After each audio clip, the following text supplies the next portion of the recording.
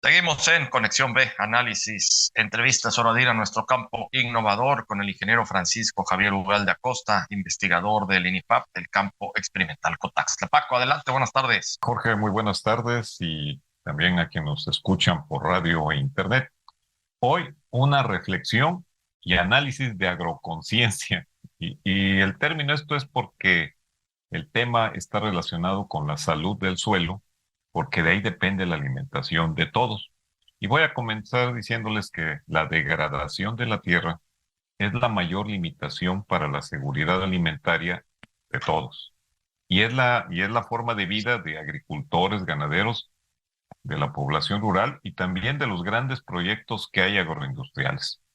Los suelos son la base de la cadena del suministro alimenticio, genera riqueza en el sector agropecuario, también inclusive en términos de exportación en nuestro país es de los principales entradas de divisas, pero también es el soporte de la vida humana, animal, de de todos los seres vivos.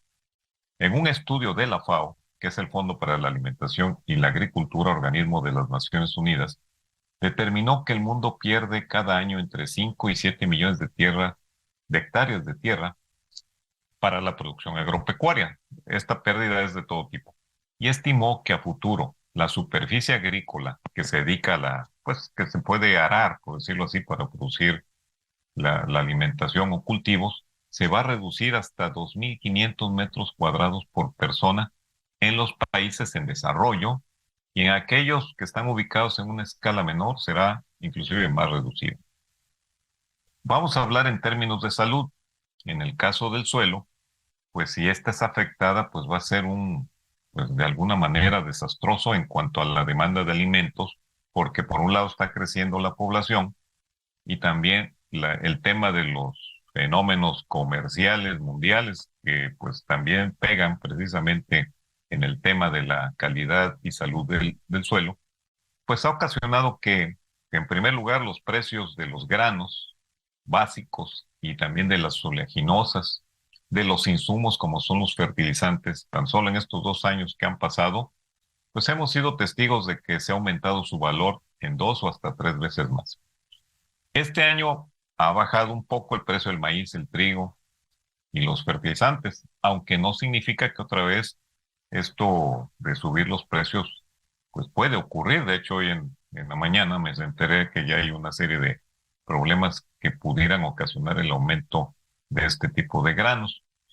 Y bueno, también quiero comentar que una cosa es lo que los precios se dan en campo y otro es los alimentos de la canasta básica que llegan a los consumidores, que no han disminuido tanto, motivo de la inflación y de las prácticas comerciales que todavía existen. Y bueno, la realidad es que los costos de producción para producir cultivos como maíz, pues la caña de azúcar, el arroz, el sorgo y otros, pues ha aumentado. Y eso es difícil de mantener un equilibrio de rentable, por lo que se hace necesario estrategias para bajar costos y en particular regresar la condición ambiental y de salud al suelo. Y esto solamente, Jorge, se puede hacer con la ayuda de otros organismos vivos, que son los abonos verdes. Y quiero comenzar diciéndoles que un abono verde es una planta que finalmente tiene ciertas características que aparte de proteger al suelo como cobertura vegetal, mejora el nivel nutritivo o favorece que se genere más microorganismos que ayudan a la cuestión biológica. Estas plantas también mejoran de alguna manera la estructura del suelo, la estructura, no la textura, pero también mejoran la calidad de fertilidad del suelo para ayudar precisamente a una agricultura más económica, más sustentable, más ecológica. De alguna manera eso va a ayudar. Jorge y amigos que nos escuchan, desde 1955, el campo Cotazla ya alertaba a los productores de campo de que los suelos se encontraban en un proceso de degradación al bajar su nivel de fertilidad.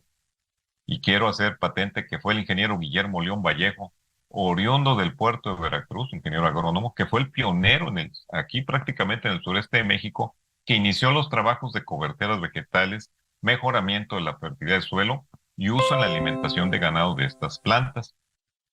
Hace 65 años se dieron a conocer las bondades de los abonos verdes. Y entonces, ¿qué pasó? Pues literalmente fueron enterrados en el olvido, Jorge. Oye, Paco, pues son datos importantísimos que nos das porque ya se viene trabajando desde 1955 en estas técnicas. Y también preguntarte algo que me brincó ahora mismo que habla sobre la erosión del suelo. En la parte de la mecanización, por ejemplo, también hasta donde tengo entendido, excederse en el rastreo, en el voltear la tierra, sobre todo los roturadores, en partir la tierra también incluso tengo entendido que también merma mucho la calidad de la tierra y sobre todo la va erosionando también. ¿Qué tanto afecta esto, Paco? Bueno, sí, el exceso laboreo mecánico de los suelos también contribuye de alguna manera precisamente en erosión. Los suelos también en ese ámbito de la preparación de terreno deben ser certificados o indicados por alguien que le sepa el tema de la preparación de terrenos, porque no nada más es estar barbechando o rastreando. Te voy a dar un caso ahorita por lo que me estás preguntando. Precisamente ahí mismo en el campo Cotazla, pues como tenemos que estar sembrando para hacer experimentos, pues desde hace muchos años lo que hacían era ve a rastrear, ve a rastrear. Bueno, pues ya unas parcelas ya se hicieron casi polvo y eso ocasiona un efecto que se llama piso de arado. Quiere decir que ese suelo, aunque llueva poquito, se va a inundar porque abajo ya se hizo una capa dura y tenemos que precisamente usar este tipo de plantas, los abonos verdes, para ir generando nuevamente los microporos del suelo. Pero sí es dañino, si gustas en algún otro programa podremos platicar más sobre la mecanización, cuándo es correcta realizarla y cuándo hay que hacerla moderadamente, ¿no? Sí, Claro que sí, Paco. ok. Ahora, de acuerdo al Inventario Nacional Forestal de Suelos del 2002, o sea, hace casi 11 años, ¿verdad? El 45% de la superficie del país presentaba degradación ocasionada por el hombre. Los procesos más importantes de degradación de los suelos fueron la química, principalmente por la pérdida de su fertilidad. Después la erosión hídrica, puede ser provocada por diferentes, por la lluvia o porque nosotros provocamos que un lugar no se debe de precisamente preparar el terreno y más está inclinado. Y el otro tema es la erosión eólica, que en algunos lugares, como por ejemplo en el Valle de Perote, se pueden llegar a perder hasta 100 toneladas de tierra en un año, nada más por la acción del viento. Estos tres procesos son los responsables de casi el 90% de que los suelos se vayan degradando en el país. Ahora, ¿cuáles son las causas? Principalmente, pues es la agricultura, el sobrepastoreo, de ahí viene la deforestación y la urbanización en menor escala, 1.5. Pero estas cifras seguramente ya cambiaron en la actualidad y siguen abonando a un problema de degradación. Todas estas causas tienen que ver ante la falta de la cubierta vegetal como uno de los, pues, que es el que permite conservar más el suelo. Y ahí es donde entramos a un tema que ya en otras ocasiones lo hemos platicado, pero la verdad es que año con año esto va haciéndose más preocupante.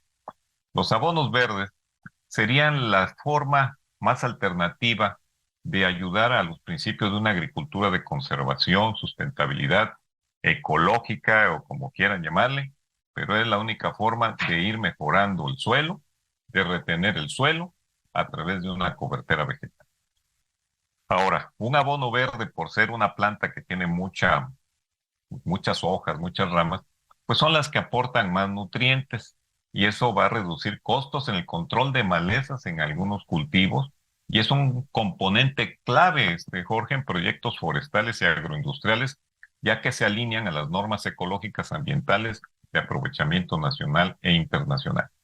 Ahora, los abonos verdes también tienen otra particularidad. Se asocian con unas bacterias en el suelo, precisamente para capturar el nitrógeno que está en el aire y en el suelo también, y lo intercambian con la planta por azúcar. Y esto hace que el nitrógeno, que es un nutriente de los más importantes, pues ayudan a mejorar el suelo y a reducir los gastos después con fertilización química. Más o menos para que vean, sembrando 20 kilos de semilla de un abono, produce de 20 a 30 toneladas de residuo vegetal. Imagínate transportar 20 o 30 toneladas de composta a la parcela, después distribuirla, pues eso genera mucho dinero. Creo que sería más fácil sembrar unos 20 kilos de este abono verde, que finalmente va a ser mucho más eficaz. ¿Dónde se practica el cultivo de los abonos verdes? Puede ser intercalado en cultivos como maíz, caña, limón, papaya, árboles forestales y otros que ya se llevan a cabo con algunos productores innovadores. Y bueno, esto va a ayudar a mejorar el suelo y los va, pues, en el ámbito de que no sean tan explotados. Ahora, voy a mencionar el caso de una sola especie de abono verde, que es la canavalia. Ya en otras ocasiones hemos platicado muy a fondo de esto, pero esta planta puede aportar 35 toneladas de materia verde y fijar 50 kilos de nitrógeno que anda en el aire y ponerlo en el suelo. Es una especie recicladora que va a favorecer la actividad microbiana del suelo. Ahora, Jorge, después de que te estoy platicando, has de preguntarte, bueno, después de 50 y tantos años de que ya este conocimiento, pues de alguna manera se ha generado, bueno, pues ¿por qué no se usa, no? Pues es precisamente porque los productores, pues no creen, ¿no? Que estos beneficios otorgan estas plantas. También falta fomento de esta tecnología, apoyo para la disponibilidad de estas semillas y también asesoría para que no vaya a fallar esta técnica cuando se aplique delante de los productores o en las parcelas de los productores. Estas son las razones, Jorge. Pues muy buenas razones y es una pena que a tantos años de ya de estar implementando esto en el campo Cotaxtla, desde el 55 del siglo pasado, pues todavía los productores estén reacios a llevar a cabo este tipo de prácticas. Bueno, es parte del show en el sistema agropecuario, Paco, tú lo conoces muy bien y de hecho ya lo hemos vivido en experiencia propia junto contigo, pero bueno, así es la cosa, Paco, como siempre, excelente los datos. Bueno, pues más adelante vamos a tocar un tema precisamente sobre la resistencia al uso de innovaciones, que hay algo bastante chusco que ya después se los platicaré en los avances. Pero concluyo, espero que el uso de los abonos verdes nuevamente se comience para restaurar los suelos que tanto le falta precisamente para mejorar esta condición. Buenas agrotardes. Claro que sí, muchas gracias al ingeniero Francisco Javier Ugal de Acosta, investigador del INIPAP del campo experimental Cotaxtla, nuestro campo innovador. Vámonos al corte, volvemos.